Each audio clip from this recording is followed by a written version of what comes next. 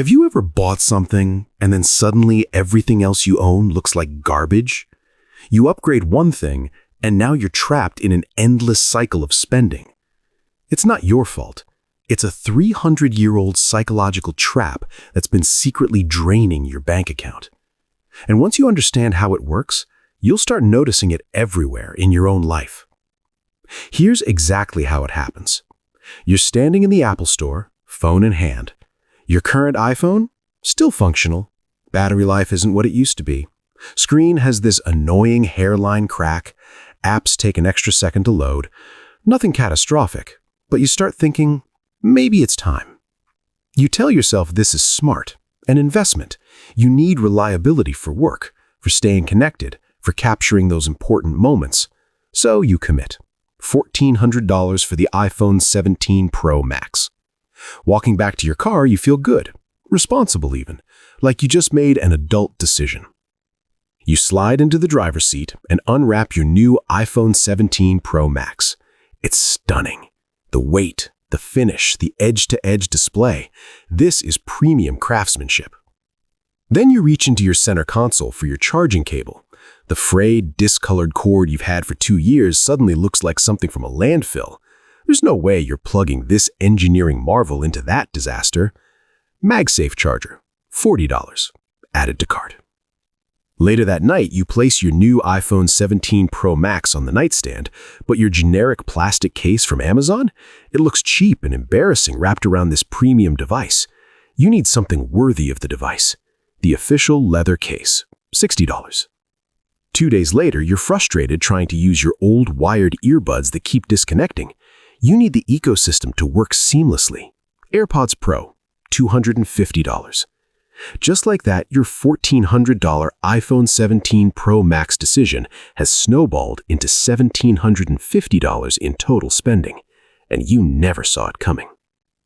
This isn't just impulse buying. This is a documented psychological phenomenon that's bankrupted lottery winners, destroyed inheritances, and trapped successful people in debt spirals.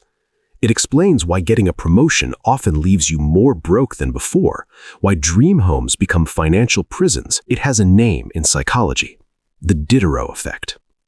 I am your Mr. Brother, and this channel exposes the mental programming that keeps people financially stuck. Most people believe they buy things because they need them or want them. Today, I'm going to show you that you buy things because your existing possessions are psychologically forcing you to. If you want to break free from this trap and finally keep your money, smash that subscribe button. We're about to dive into the story of an 18th century philosopher who went from wealthy to bankrupt because of a piece of clothing. To understand why this trap is so powerful, we need to go back to France, 1765. There's a man named Denis Diderot.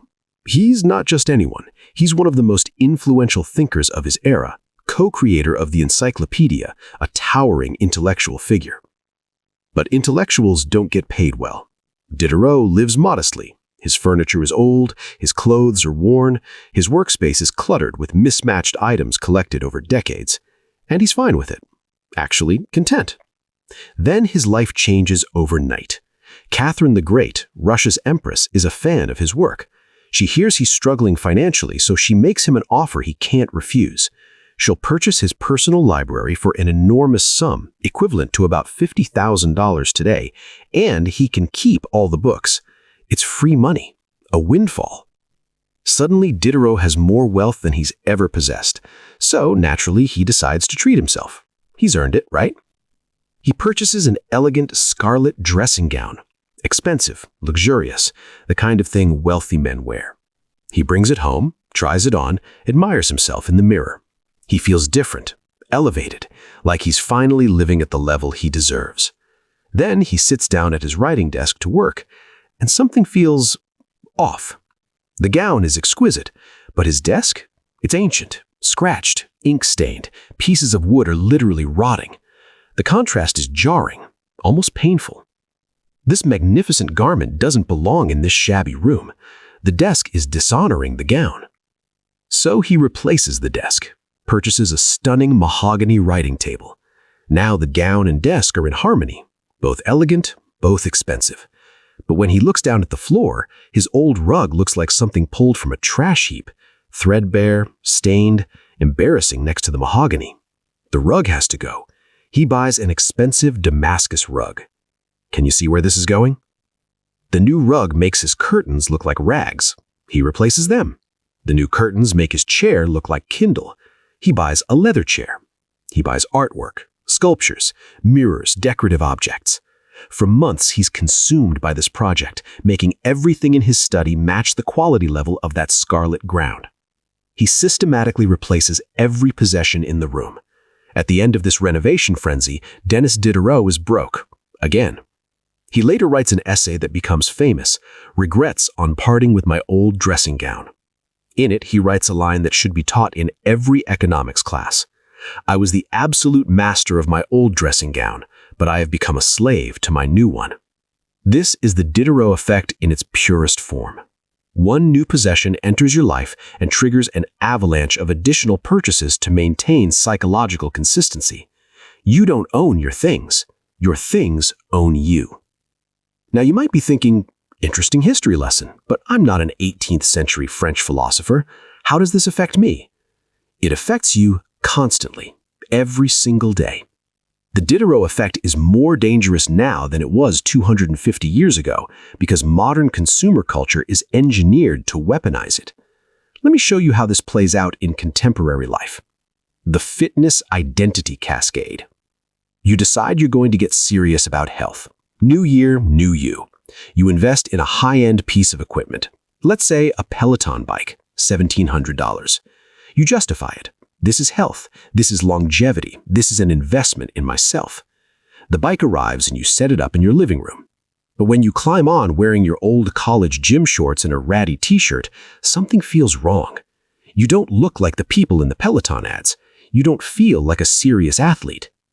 So you buy proper cycling gear. Padded shorts, $100. Moisture-wicking jersey, $80. Cycling shoes that clip into the pedals, $140. Now you look the part. But the bike sitting in your cluttered, messy living room feels out of place. It deserves its own space, a dedicated fitness zone. You buy a yoga mat, resistance bands, dumbbells, a foam roller. You buy a smart mirror to follow workouts. You repaint the room. You get motivational wall art. You haven't just bought exercise equipment. You've purchased a complete identity transformation, and that identity demanded all these supporting purchases. Here's the mechanism driving this. Identity coherence. Humans desperately crave internal consistency.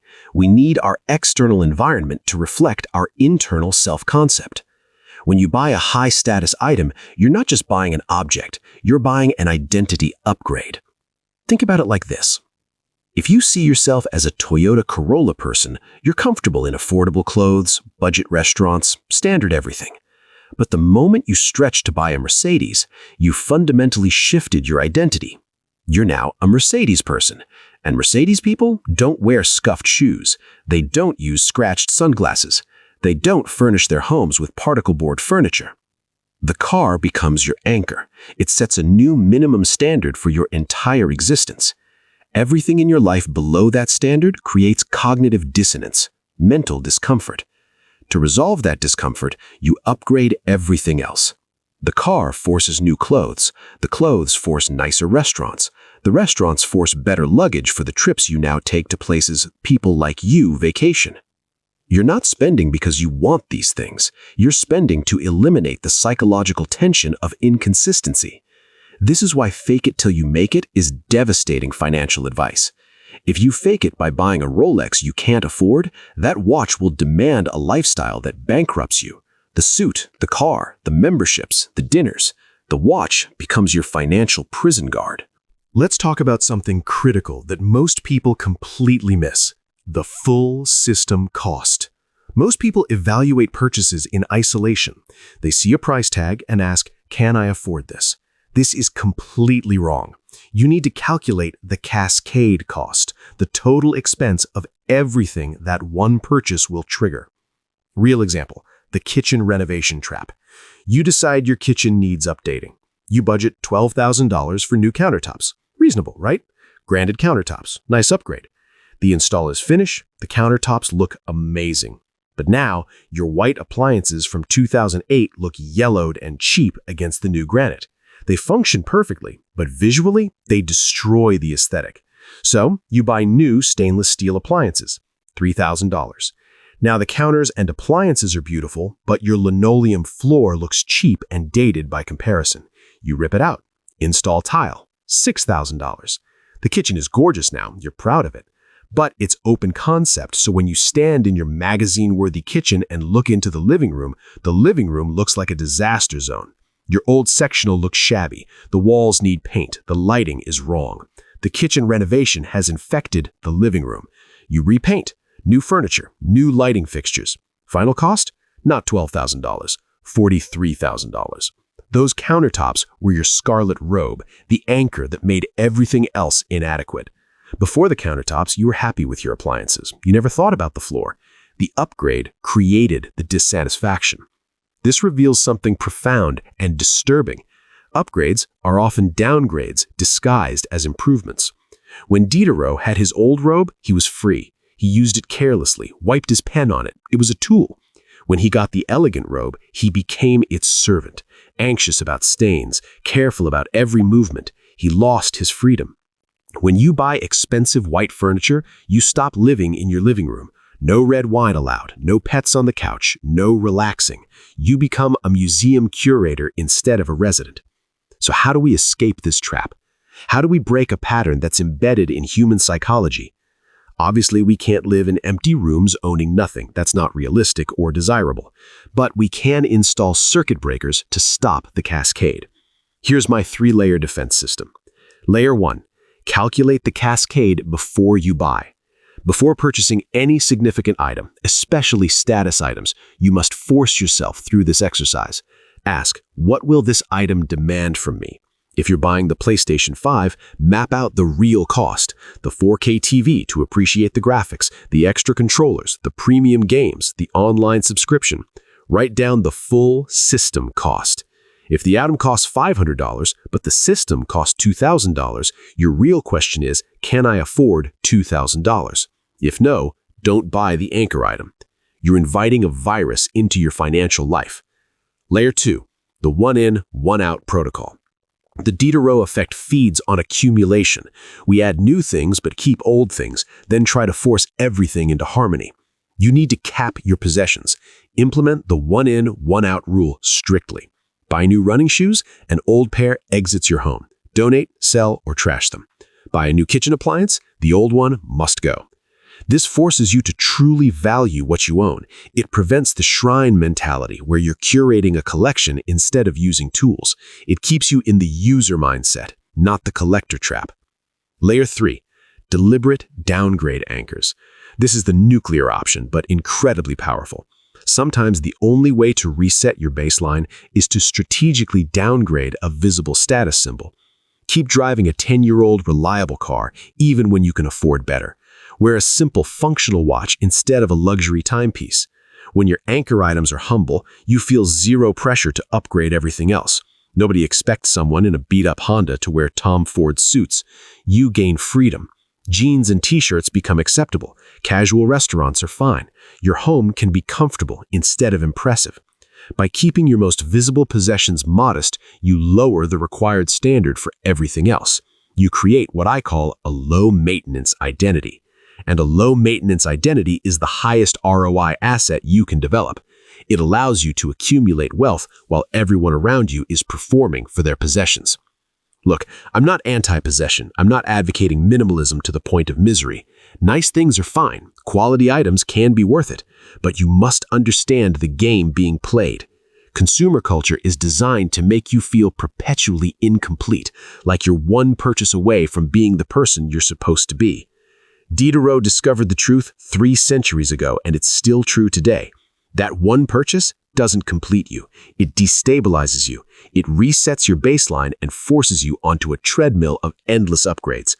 Don't become a slave to your possessions. Become the master of your choices. And if this video stopped you from making an expensive mistake this week, destroy that like button. Subscribe for more content that reveals the psychological traps keeping you broke. I'll see you in the next one. Stay free.